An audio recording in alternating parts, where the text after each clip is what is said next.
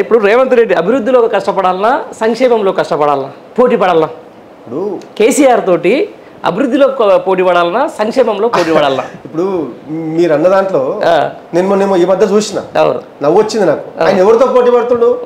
ఆయన పోటీ ఎవరితో ఉంది?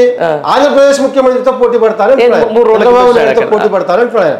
ఆంధ్రప్రదేశ్ రాష్ట్రం ఎక్కడుంది? తెలంగాణ రాష్ట్రం ఎక్కడుంది? ఇవాళ తెలంగాణ రాష్ట్రము గుజరాత్ రాష్ట్రం కంటే, మహారాష్ట్ర కంటే, కర్ణాటక కంటే, తమిళనాడు కంటే వ్యవసాయంలో తీసుకున్నా, ఉపాధి రంగంలో తీసుకున్నా, పారిశ్రామిక రంగంలో తీసుకున్నా, సాగునీటి రంగంలో తీసుకున్నా, తలసరి ఆదాయంలో తీసుకున్నా, పంటల ఉత్పత్తిలో తీసుకున్నా ఫస్ట్ ర్యాంకర్ తెలంగాణ రాష్ట్రం కదా.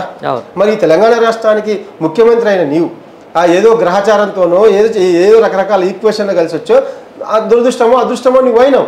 కానీ నువ్వు ఫస్ట్ ర్యాంకర్ అయిన తెలంగాణ రాష్ట్రానికి ముఖ్యమంత్రిగా ఉంటూ నువ్వు పాతాళంలో ఆంధ్రప్రదేశ్ ముఖ్యమంత్రితో పోటీ పడతావా? నువ్వు పోటీ పడాల్సింది ఎవరితో పోటీ పడాలి? అభివృద్ధి చెందిన దేశాలతో పోటీ పడాలి. నువ్వు అభివృద్ధి చెందిన దేశాలతో పోటీ పడాలి. తలసరి ఆదాయంలో అగ్రస్థానంలో ఉన్న దేశాల అభివృద్ధి నమూనాతో నువ్వు పోటీ పడాలి. ఇంకా ఈ తెలంగాణ రాష్ట్రాన్ని అద్భుతమైన విజన్తో గొప్ప స్థాయికి ఎదిగించడానికి, దేశంలోనే అద్భుతమైన రాష్ట్రంగా ఎదిగించడానికి నువ్వు పనిచేయి. కానీ ఆయన ఏమంటున్నాడు? ఆంధ్రప్రదేశ్ రాష్ట్ర ముఖ్యమంత్రితో పోటీ పడతాను అంటున్నాడు. లెక్కలు చెప్తా ఉన్నాడు. ఆయన 24 గంటలు పనిచేస్తారట చంద్రబాబు నాయుడు గారు, ఆయన 18 గంటలు పనిచేస్తారట, ఈయన కూడా 18 గంటలు పనిచేస్తారట. ఎన్ని గంటలు పనిచేసేది ఎవరికి కావాలి పండరి గారు? 4 గంటలు పనిచేస్తావా, 5 గంటలు పనిచేస్తావా, 18 గంటలు పనిచేస్తావా అని కాదు ముఖ్యం. ఇక్కడ నువ్వు పనిచేసిన గంటల్లో ప్రజల పట్ల ప్రేమ ఉందా లేదా? నీవు పనిచేసినంతసేపు ప్రజల పట్ల ప్రేమతో పనిచేస్తున్నావా లేదా అనేది ముఖ్యం కదా. ఆ తడి లేకుండా, ఆ గుండె తడి లేకుండా, ఆ నైజం లేకుండా, ఆ మానవీయ తత్వం లేకుండా నువ్వు 18 గంటలు నువ్వు పరాయోళ్ళ కోసం పనిచేస్తే తెలంగాణకి ఏం ఉపయోగం? 18 గంటలు నీ ప్రేమ, నీ గుండెల్లో ఉన్నదంతా వేరే వాళ్ళు.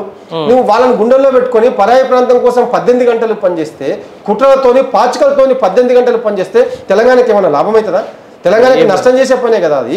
కాబట్టి నేనేమంటున్నా, నీ గంటలు నువ్వు ఎంత నిద్రపోయినావు, నువ్వు ఎవరితో పోటీ పడుతున్నావు, ఇది కాదు కావాల్సింది తెలంగాణకు. తెలంగాణను గుండెల్లో పెట్టుకొని పనిచేయి, విలువల్ని గుండెలో పెట్టుకొని పనిచేయి. నువ్వు రాహుల్ గాంధీ చేతిలో పట్టుకొని తిరుగుతున్న రాజ్యాంగాన్ని గుండెలో పెట్టుకొని పనిచేయి. అప్పుడు నువ్వు మంచి ముఖ్యమంత్రి అనిపించుకుంటావు. రైట్. సరే, ఇప్పుడు ఆయన ఒక వాదన అయితే వినిపిస్తా ఉన్నాను. తెలంగాణ మంచి వెల్ఫేర్ స్టేట్, ఆంధ్ర కొంచెం మొన్న ఆయన ఎప్పటి రాగానే పింఛన్లకు 4,000 దాని మీద సైన్ చేసేసి అక్కడ వచ్చినటువంటి ముఖ్యమంత్రి. ఇక్కడ ఇంతవరకు కూడా పింఛన్ల పెంపుడుకి సంబంధించిన దాంట్లో కానీ, లేకపోతే రైతు భరోసా దాంట్లో మీద కానీ ఎందుకు సైన్ చేయలేకపోతున్నాడు, ఎందుకు ఇంప్లిమెంట్ చేయలేకపోతున్నాడు మరి రేవంత్ రెడ్డి? అది అందరూ అడగాలి. బుద్ధిజీవులు, మీలాంటి జర్నలిస్టులు, విఘ్నులు అందరూ అడగాలి ఆయన. నువ్వు పోటీ పడతా అంటున్నావు కదా. అవును. మరి ఆయన పెట్టే సంతకాలతో ఎందుకు పోటీ పడతావు? ఆయన పింఛన్లు పెంచిండు, సంతకం పెట్టిండు, మరి నువ్వెందుకు నీ పెన్ను ఎందుకు సంతకం కదలలేదు? ఆయన రకరకాల పథకాలు తీసుకొచ్చిండు, మరి నీవెందుకు అమలు చేస్తలేవు? నీకెందుకు పెన్ను కదులుతలేదు? నువ్వు పోటీ దాంట్లో పడాలి కదా. మరి దాంట్లో లేదు పోటీ. 10 గంటల్లో పోటీ పడతాడట. 10 గంటలు దేనికోసం పోటీ పడుతున్నావు నువ్వు?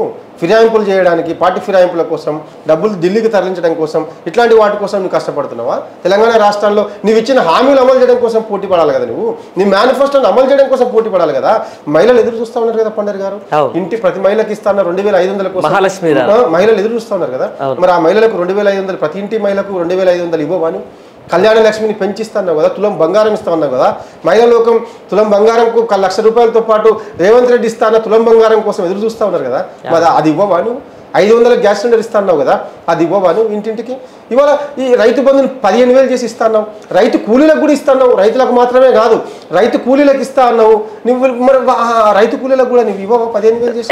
ఇవన్నీ అమలు చేయకుండా, హామీల అమలు మీద దృష్టి పెట్టకుండా, దాని మీద మాట్లాడకుండా ఇవాళ గోబెల్స్ ప్రచారంతో ఒక గందరగోళం సృష్టించి, ఒక రాజకీయ అస్థిరతను సృష్టించి, వేరే పార్టీని చీల్చి కూల్చే కుట్రలో ఇవాళ రేవంత్ రెడ్డి బిజీ అయ్యాడు. దీన్ని మనం గమనించాలి, దీన్ని నిలదీయాలి, ప్రశ్నించాలి. సీరియస్గా వచ్చినట్టు అంటే సోషల్ మీడియా రాజకీయం చేస్తున్న దాంట్లో ఈరోజు సక్సెస్ అవుతున్నారు రేవంత్ రెడ్డి. అది ఎట్లా అంటే, ఈరోజు సంక్షేమమే పరమావధి అంటే అక్కడ జగన్ ఓడిపోవద్దు, ఈరోజు సంక్షేమమే చేస్తేనే జనాలు ఓట్లేస్తారు అనుకుంటే ఇక్కడ కేసీఆర్ ఓడిపోవద్దు అంతే కదండి. మామూలుగా ఎన్ని కోట్లు ఇచ్చినా కూడా ప్రజలు ఓట్లేస్తారని గ్యారెంటీ లేనప్పుడు రేవంత్ రెడ్డి ఎందుకు చేయాలి అన్నీ? ఎవరన్నారు ఓట్లేరు ప్రజలకు? ఎవరన్నారు ఓట్లు? బీఆర్ఎస్ పార్టీకి ఎంత ఓట్ షేర్తో ఓడిపోయింది పండిట్ గారు? 1.2%. మరి లక్షలాది మంది ఓటర్లు బీఆర్ఎస్ పార్టీకి ఓటేసారు కదా. 10 ఏళ్ళు అధికారంలో ఉన్న పార్టీకి. జగన్ ఎగ్జాంపుల్ తీసేయండి, ఆయన 5 సంవత్సరాలే ఆయన ముఖ్యమంత్రి. 10 ఏళ్ళు అధికారంలో ఉన్న బీఆర్ఎస్ పార్టీ కేవలం 1.5 ఓట్స్ చేరుతున్న అధికారం కోల్పోయింది. వాళ్ళు రకరకాల గోబెల్స్ ప్రచారాలు, ఇంటికి 22,500 ఇస్తా, ఆకాశం తీసుకొచ్చి మీ చేతుల్లో పెడతా ప్రలోభ పెడితే బీఆర్ఎస్ పార్టీ సంక్షేమ పథకాలను పనిచేయలేదని కాదు, అవి పనిచేశాయి. కానీ అంతకంటే డబ్బులు ఇస్తా అన్నప్పుడు వాళ్ళు ప్రజలు అనుకుంటారు కదా. రైట్, నేను అదే చెప్తున్నా. అంటే దానికోసం ప్రజలు ఫస్ట్ 100 రోజులలో కంప్లీట్ చేస్తా అని చెప్పింది ఇదే సీఎం, చేయలేకపోయిండు. ఆ తర్వాత ఒక కట్ ఆఫ్ ఒక్క స్కీమ్కి ఏది రుణమాఫీకి సంబంధించి ఆగస్టు 15 దాకా పెట్టిండు. ఇంత చేసినా కూడా జనాలకు ఏం రాకపోయినా ఏం చేయకపోయినా కూడా మళ్ళీ ఎంపీ ఎలక్షన్ల మాత్రం మళ్ళీ ఎందుకు బీజేపీ కాంగ్రెస్ వైపు ఉన్నారు, బీఆర్ఎస్ వైపు ఎందుకు లేకపోయారు ప్రజలు? ఏం చేసుకున్నారు? ఎంపీ ఎన్నికల్లో, మొన్నటి ఎంపీ ఎన్నికల్లో మనందరం చూసినాం, వాతావరణం మారిపోయింది. మోదీకి వ్యతిరేక కూటమి. మోదీని దించాలంటే కాంగ్రెస్ పార్టీకి ఓటేయాలని మైనార్టీలు, రకరకాల వర్గాలు దేశవ్యాప్త ఎన్నికల ఎజెండాలో భాగంగా కాంగ్రెస్ వైపు మొగ్గు చూపారు. రేవంత్ రెడ్డి పని విధానం నచ్చో, రేవంత్ రెడ్డి 6 నెలలు ఏమో కుళ్ళ పొడిచిండనో, రేవంత్ రెడ్డి 6 నెలల్లో బంగారం పంచిండనో, బంగారు భోజనం పెట్టిండనో కాంగ్రెస్కి ఓటేయలే. జాతీయ స్థాయిలో జరిగిన ఒక భావోద్వేగమైన ఎన్నికల వాతావరణంలో భాగంగా కాంగ్రెస్ పార్టీ వైపు మైనార్టీలు, రకరకాల వర్గాలు మొగ్గు చూపినాయి. కానీ ఇవాళ బీజేపీ పార్టీ ఎక్కడ ఉంది? బీజేపీ కూడా 8 వచ్చినాయి. పార్లమెంట్ ఎన్నికలు అయిపోయినాయి. ఇవాళ బీజేపీ పోయి ఊర్లలో పోయి అడగండి బీజేపీ పరిస్థితి ఏందో. మోదీ కోట్లేసిన అడగండి వాళ్ళ పోయి. బీజేపీ ఉనికిలో ఉందా ఇప్పుడు తెలంగాణ రాష్ట్రంలో? కాబట్టి పార్లమెంట్ ఎన్నికలు మొన్న ప్రత్యేక పరిస్థితుల్లో జరిగినాయి, ప్రత్యేక ఎజెండా మీద జరిగినాయి, భావోద్వేగ వాతావరణంలో జరిగినాయి మొన్న పార్లమెంట్ ఎన్నికలు. ఆ భావోద్వేగ వాతావరణంలో జరిగిన ఎన్నికల సందర్భంగా ప్రాంతీయ పార్టీకి ఓటు వేయాల్సిన అవసరం లేదు. ఇవి ఢిల్లీ ఎన్నికలు, దేశం ఎన్నికలు, జాతీయ పార్టీలకు రెండింటిలో ఏదో ఒకటి చూజ్ చేసుకునే క్రమంలో ప్రజలు అటు ఇటు మొగ్గు చూపారు తప్ప బీఆర్ఎస్ పార్టీ ఇష్టం లేక కాదు. బీఆర్ఎస్ పార్టీ ఇష్టం లేక కాదు. బట్ సందర్భము, ఆ భావోద్వేగ వాతావరణము, ఆ ఎన్నికల ఎజెండా అట్లా జరిగింది అంతే.